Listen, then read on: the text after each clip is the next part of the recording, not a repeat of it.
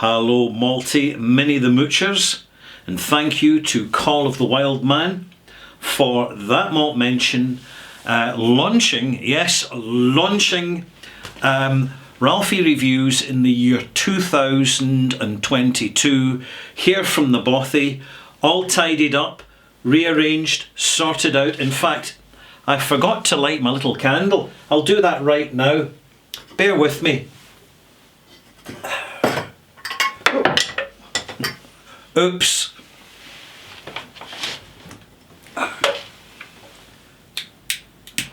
There we go. I'll just melt the base of the candle so it sits in. And we're not off to a very organised start, as you can see, but we're going to get there.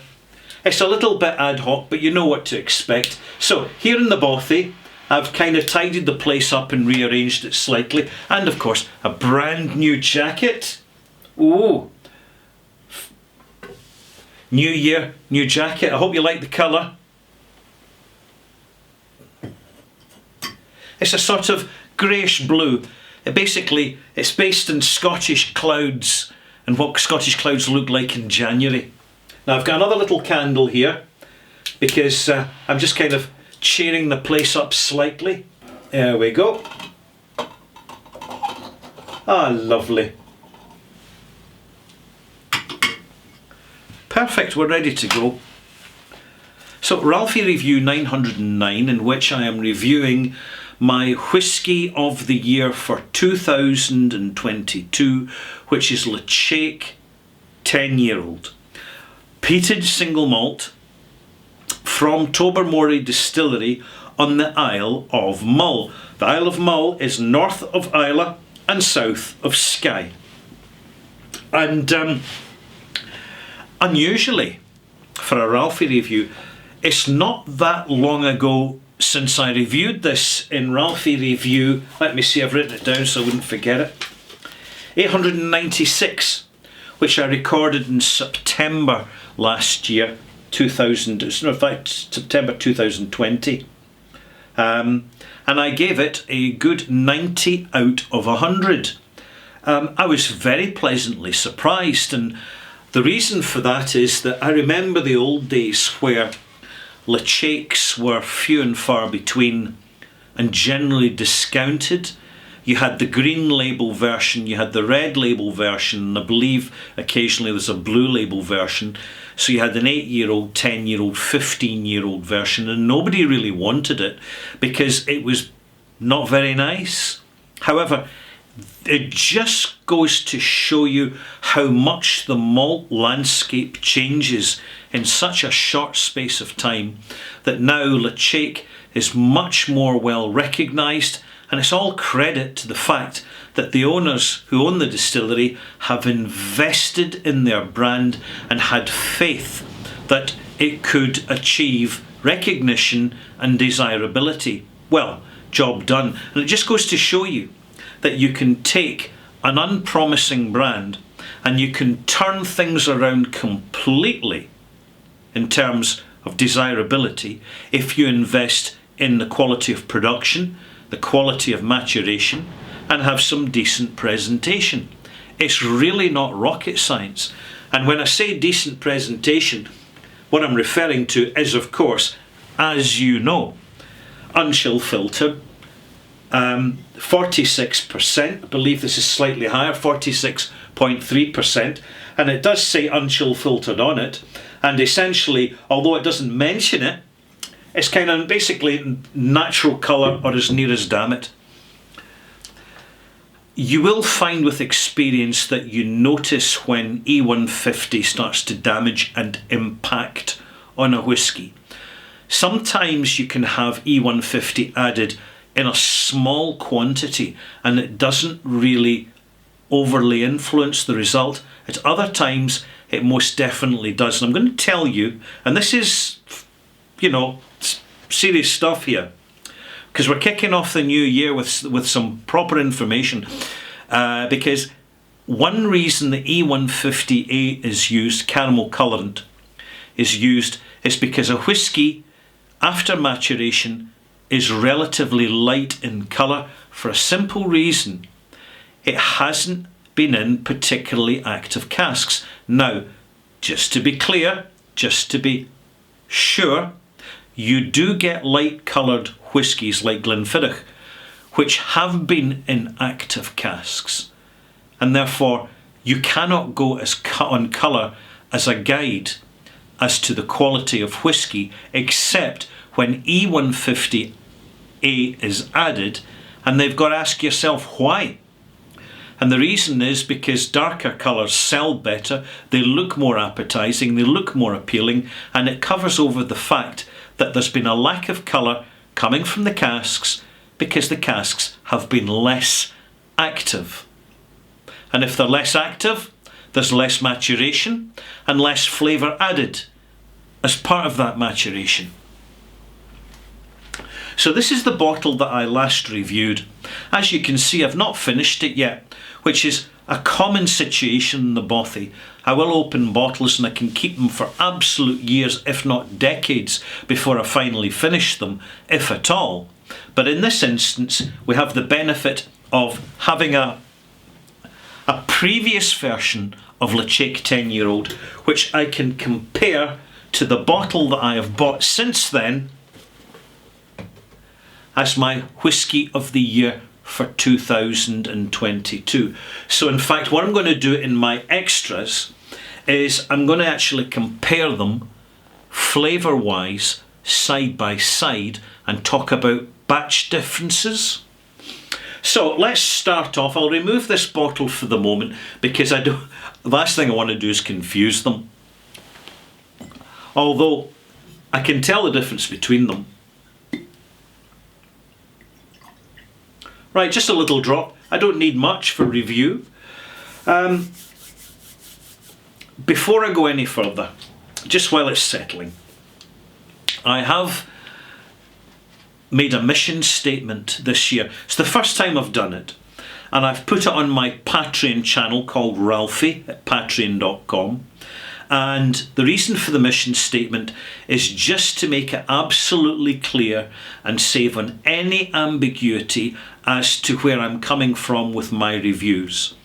I am an independent reviewer, and by providing a mission statement, which is in the written form rather than a video, I'm making it quite clear exactly where I'm coming from, that I'm not an expert.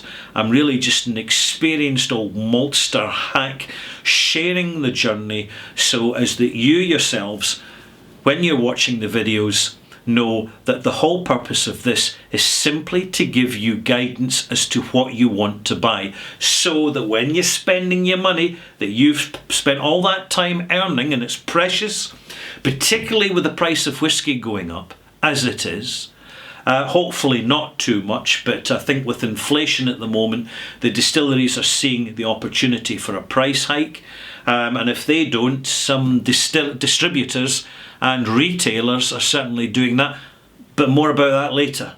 I'll come back to that. So, in a fairly short space of time, I'm coming back to a whisky which I previously marked as 90 out of 100.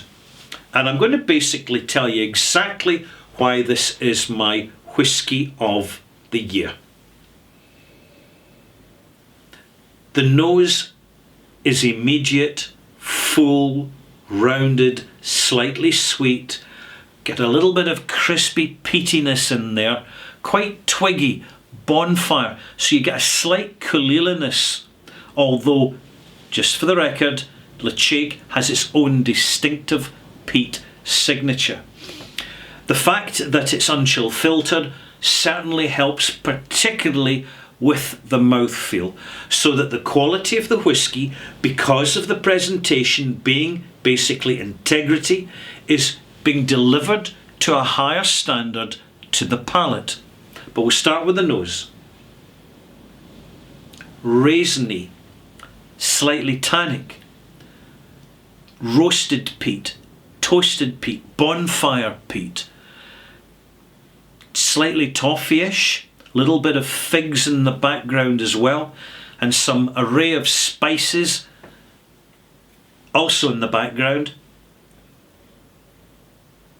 and a touch, just a slight touch of iodine. Well, it's actually quite distinctive, but it's restrained because of the fullness of the other flavours compiling this single malt. First taste.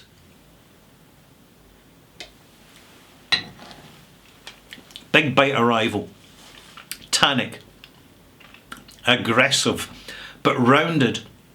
So you've got a great concentrated sweet and sour thing going on, in which the peatiness is immediately apparent and continues to grow into the development right through to that delicious tannic, raisin-rich, peated finish.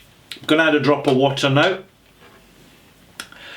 I'm finding from experience, despite the fact that it's so full flavoured, I'm adding less water. So rather than a full teaspoonful, which I would normally add to a higher strength whisky, I'm adding no more than about 2 millilitres, so a third of a teaspoon.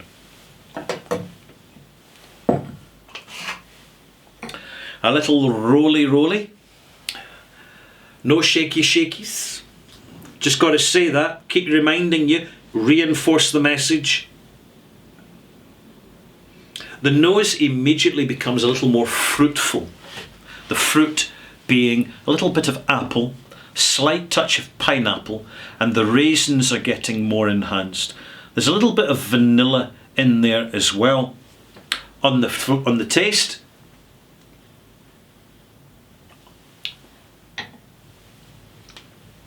the arrival is just more. It's more amplified. It's slightly sweeter as well. So there's more of a fullness of flavour on first contact with your tongue. Subsequently, the development is slightly more restrained in the overt peatiness compared to when it's concentrated. But it has that slight pineapple, almost roasted pineapple note, a touch of agave in there. It has distinctive raisin note, slightly sherried, yeah, and bit of vanilla, mild toffee, bit of brown sugar, soft brown sugar, and of course a distinctive peat that runs from the very arrival through to the very finish, and that finish being extended a little bit longer, so adding water will push the form a little bit more, so you have more time in your palate to pick out that conserved pineapple raisin development intertwined with that distinctive twiggy peatiness. When I say twiggy, what I mean is it's not just peat smoke itself, but peat smoke combined with a little bit of tiny touch of wood smoke or undecomposed peat, so surface peat. The sort of peat when you're cutting into the peat bog, it's a lighter colour and it's got more roots and twigs in it. That sort of peat. Sort of peat you get with Highland Park. And the finish, I was going to say soft, but it's not exactly soft. It's distinctive, peaty, tannic, slight dry powdered gingeriness, and the raisin, that raisin note carrying right through. Delicious stuff. Now previously in the last batch, in the last bottling, I gave it 90 out of 100. This time, and this might surprise you, I'm going to give it 89 out of 100. And he's going to say, hey Ralphie, you know, this is your whisky of the year.